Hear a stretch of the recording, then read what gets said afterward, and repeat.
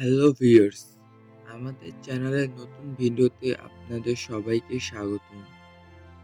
আজকের এই ভিডিওতে আমরা আলোচনা করতে চলেছি এই বছরের একদম নতুন মুভি যার নাম কিল। এই কিল মুভিটি সম্পূর্ণভাবে অ্যাকশন এবং থ্রিলারে ভরপুর। কিল মুভিকে বলিউডের এখন পর্যন্ত সবচেয়ে হিংস্র মুভি হিসেবে ঘোষণা করা হয়েছে।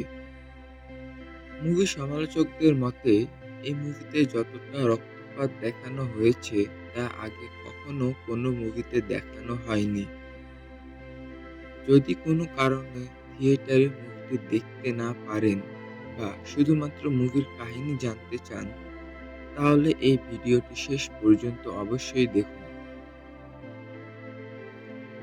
তাহলে চলুন আর দেরি না করে আজকের এই চমৎকার ভিডিওটি শুরু করি।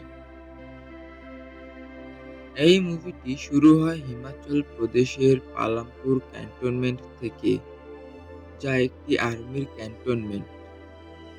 এখানে কিছু এনএসজি সোলজার্স আসেন, যাদের সাধারণত ব্ল্যাক ক্যাট কমান্ডোস বলা হয়। এখানে আমরা জানতে পারি যে এই কমান্ডোসরা তাদের 10 দিনের মিশন শেষ করে ফিরছেন।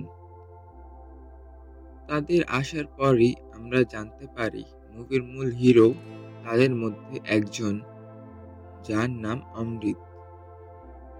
আর্মিতে সেও একজন ক্যাপ্টেন। এখানে আমরা দেখতে পাই অমৃতের খুব ঘনিষ্ঠ বন্ধু রয়েছে, যার নাম বীরেশ, এবং বীরেশও অমৃতের মতোই আর্মিতে ক্যাপ্টেন। এরপর অমৃত ও বীরেশ দুজনেই নিজেদের রুমে প্রবেশ করে। অমৃত অনেকক্ষণ ধরে তার ফোন চেক করেনি, তাই সে দ্রুত তার ফোন চেক করতে শুরু করে। তখন সে দেখতে পায় যে তার ফোনে তার প্রেমিকা তুলিকা অনেকগুলো মেসেজ করেছে এবং এর মধ্যে একটি ভয়েস মেসেজও রয়েছে। ভয়েস মেসেজে তুলিকা জানায় যে তার পিতামাতা তার বিয়ে ঠিক করেছেন এবং পরের দিনই তার বিয়ে হচ্ছে রাঁচিতে। তাই সে চায় অমৃত তার সাথে দেখা করতে আসুক। এই মেসেজ পড়ার পর অমৃত তার বন্ধুকে নিয়ে সোজা রাঁচির উদ্দেশ্যে রওনা হয়। পরের দিন আমরা দেখি রাঁচির একটি বড় হোটেলে তুলিকার বাগদান অনুষ্ঠান চলছে। এখানে আমরা জানতে পারি যে তুলিকার পিতার নাম বলদেব সিং ঠাকুর। তিনি দেশের অন্যতম বড় ব্যবসায়ী। বাগদান শেষে অমৃত পার্টিতে তুলিকার সাথে দেখা করে এবং বলে যে সে তুলিকাকে নিয়ে পালাতে এসেছে। কিন্তু তুলিকা অমৃতকে পালাতে বাধা দেয় এবং জানায় আমাদের পালিয়ে লাভ হবে না, কারণ তার বাবা তাদের খুঁজে বের করবেন এবং এর পরিণতি খারাপ হতে পারে। তুলিকা চায় অমৃত তার পিতামাতার সাথে সরাসরি কথা বলুক, তবে আজকে নয়।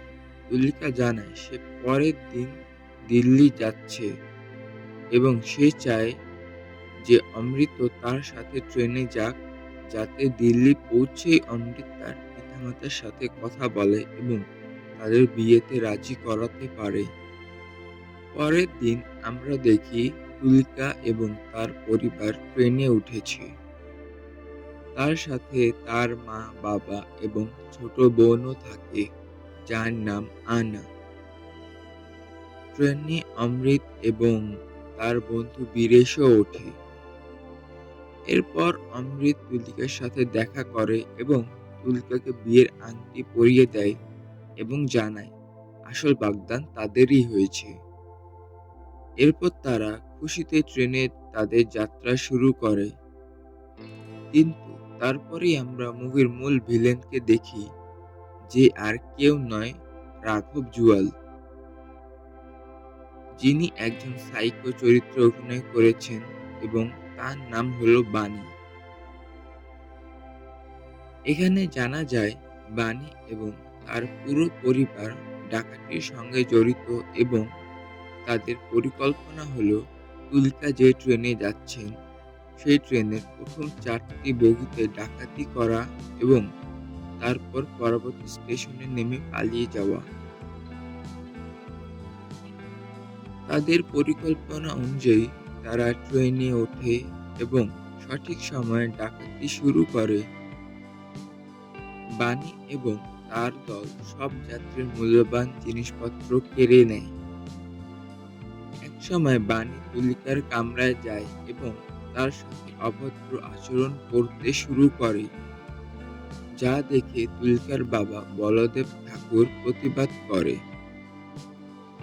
এতে বানি রেগে গিয়ে তার লোকদের বলদেব ঠাকুর এবং তার পরিবারকে বন্দী করতে বলে, যাতে তারা পরে মুক্তিপণ আদায় করতে পারে। অমৃত এবং বীরেশ যখন এই ঘটনা সম্পর্কে জানতে পারে, তখন তারা বানি এবং তার দলকে থামানোর জন্য এগিয়ে আসে এবং লড়াই করে। বানির দল বড় হওয়ার কারণে তারা অমৃত এবং বীরেশকে মারধর করে এবং বীরেশকে ধরে নিয়ে যায়। অমৃত বীরেশকে বাঁচাতে এবং তুলিকার ছোট বোন আনাকে উদ্ধার করতে এগিয়ে যায়। এভাবে পুরো মুভির গল্পটি এগিয়ে চলে, যেখানে অমৃত এবং বীরেশ তাদের সমস্ত শক্তি দিয়ে বানি এবং তার দলকে মোকাবিলা করে। মুভির শেষে তারা সকলকে পরাজিত করে এবং তুলিকা পরিবারের জীবন রক্ষা করে। এই মুভিতে হিংস্রতার মাত্রা এতটাই বেশি যে যা দেখলে একটি রোমাঞ্চকর অনুভূতি হয়। আমি সুপারিশ করব, আপনি যদি অ্যাকশন মুভি পছন্দ করেন তাহলে কিল মুভিটি মিস করবেন না। তবে মনে রাখবেন, মুভিটি হিংস্রতা এবং সহিংসতায় পূর্ণ। তাই আপনি যদি এই ধরনের মুভি দেখতে স্বাচ্ছন্দ্য বোধ না করেন তাহলে এটি এড়িয়ে চলুন। ধন্যবাদ। ভিডিওটি যদি আপনাদের ভালো লেগে থাকে তাহলে লাইক করতে এবং চ্যানেলটি সাবস্ক্রাইব করতে ভুলবেন না।